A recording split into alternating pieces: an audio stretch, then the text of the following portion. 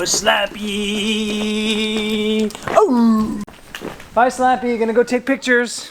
Okay, life has definitely changed since we have this coffee shop because I no longer have time.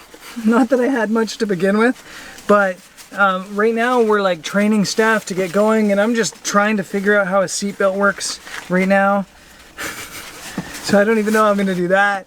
And yeah, basically we're training staff and we've got to be working like 7 days a week or at least 6 days a week. So I really only have one day off that I can run around and take pictures. And today's that day, but unfortunately today is also really bad weather. Might turn out to be cool. I'm going to go take pictures this afternoon. I don't know where because I'm going to be chasing better weather.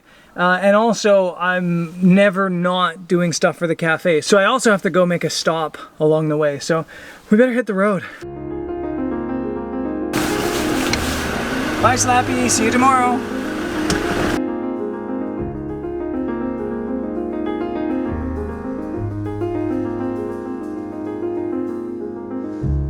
I feel the wind against my puzzled face.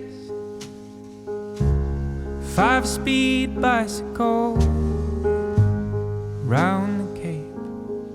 Okay, so I'm not at my photo location at all. I'm at Norauto because the fuel pump went on the Defender right as I was picking up something that I was going to show you, which is green beans.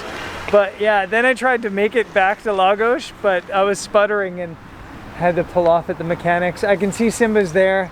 They got to keep Simba overnight. I have a friend that lives here that has a car that's going to come and rescue me and take me back to Lagos. But you know, life makes it hard to take pictures sometimes, but we'll make some.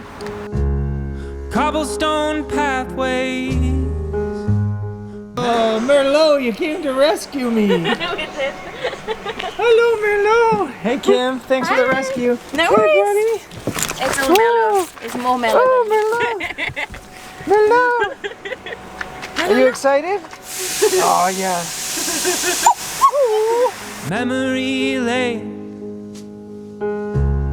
High tides rolling in to Portland, Maine. And I'm alone, I'm alone, I'm alone, and that's just fine. 'Cause I'm alone, I'm alone, I'm alone, lost in my mind. Okay, so after yesterday's kerfuffle, kerfuffle is probably the wrong word. After yesterday's mishap with the Defender, I honestly was so close to just giving up on this vlog. You know, I've given up on so many vlogs over the past couple months, you have no idea. I've started filming and then life's just gotten in the way and I gave up. And I would make excuse after excuse after excuse as to why I couldn't finish the video. And excuses are a problem because every time you accept an excuse, it becomes validated for the next time. So every time you accept an excuse, you have more excuses in the future, and it's just become a bit of a problem, and I've started to get a bit excuse-filled. So I was about to give up on yesterday's video, but I couldn't sleep last night, and I just went, you know what? I'm gonna finish that video. And I feel kind of proud of myself this morning. So this is me finishing that video. I can't drive anywhere, obviously, since Simba's getting its fuel pump fixed, but I live in Lagos, so I can walk somewhere and take a pretty cool picture. But it's not so far away, so far away.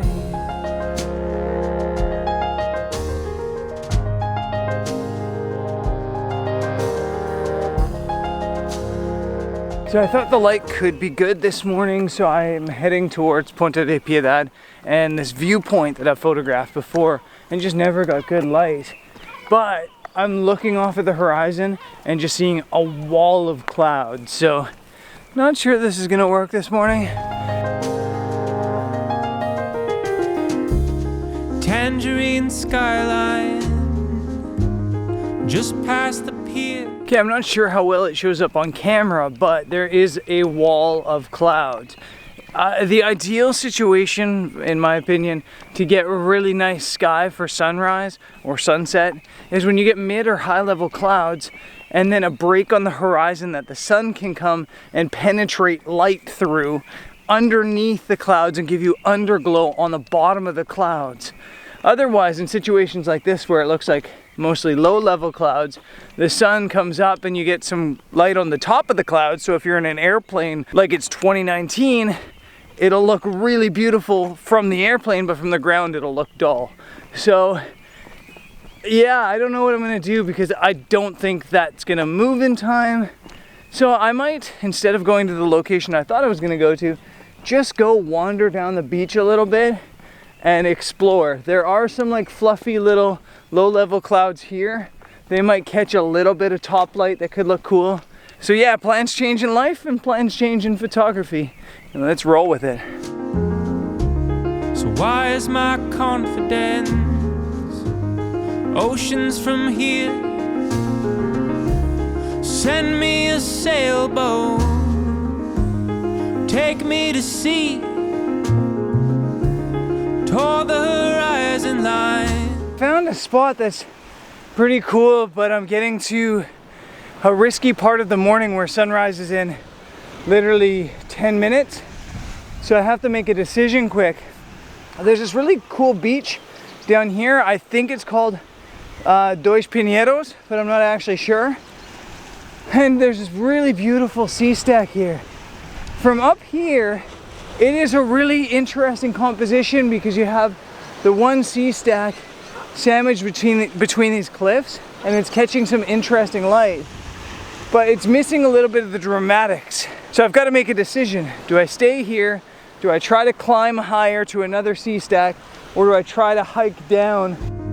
Wherever it leads, oh, change comes. Okay, I've gotten to both the top of the other sea stack and the bottom, and I'm sweating.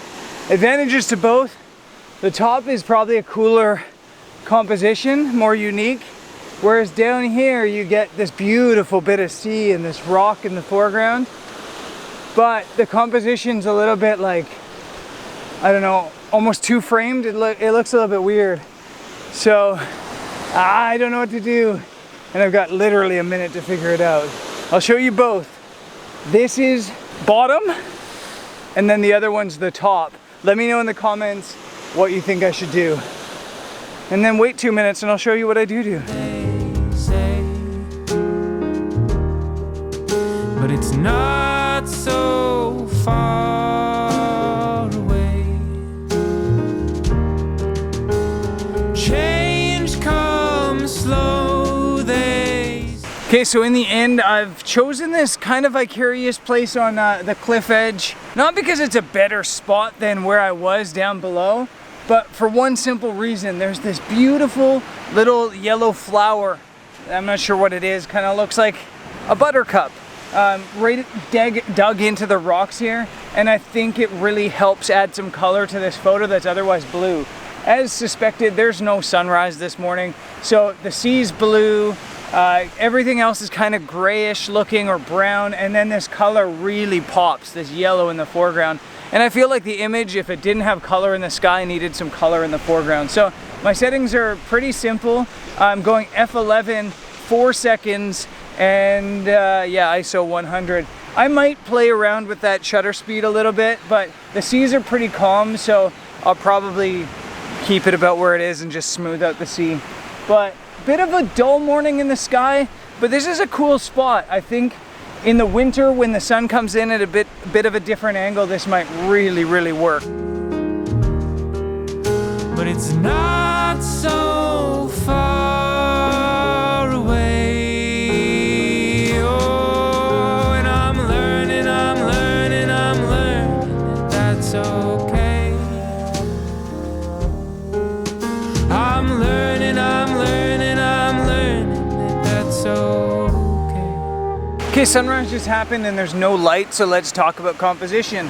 I'm a big optimist, even though on the channel sometimes I sound like I'm not. I am like a massive, massive optimist. I think that the optimist view of bad weather or bad light in photography is it means you get a better look at composition. So when you come out to a location like this, which is my first time, instead of just being distracted by massively beautiful clouds, I can really figure out a composition that's really nice for that when I come back, I already have that composition sorted. I have less of a distraction now.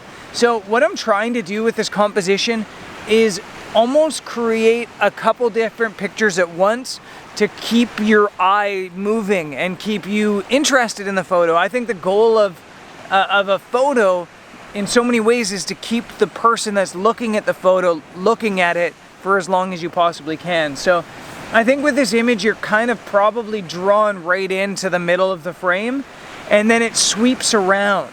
So I have that foreground element I was mentioning to you. I think it works as a bit of an anchor for the photo, but I think what's really gonna work for this image is if I get a nice bit of swell and some water hits the edge back here and kind of breaks and creates, you know, the white water effect turning around this corner. I think that'll create more swoops and curves in my image. It's not leading lines, but in a way it is, because if your eye is drawn directly to the sky or to the rocks, your eye will come around and follow the white water along the cliff and then down to the beach and then kind of finish with my anchor. It's almost like working backwards. So I think that's gonna work. I just need to wait for the right wave. And I think probably about a 2-second exposure. In fact, it looks like some swell's coming in now, so I'm gonna take the picture. It's okay.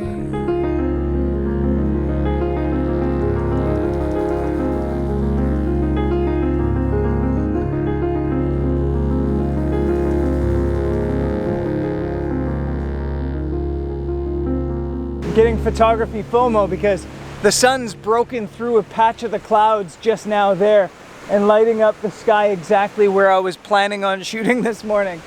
That happens. I just took the photo. I think it works. You've got this nice bit of white water in the foreground, in the midground, and I think it does those like sweeping motions. I think it's kind of cool. And hopefully on the next video, Simba is fine and we can go off exploring. Peace.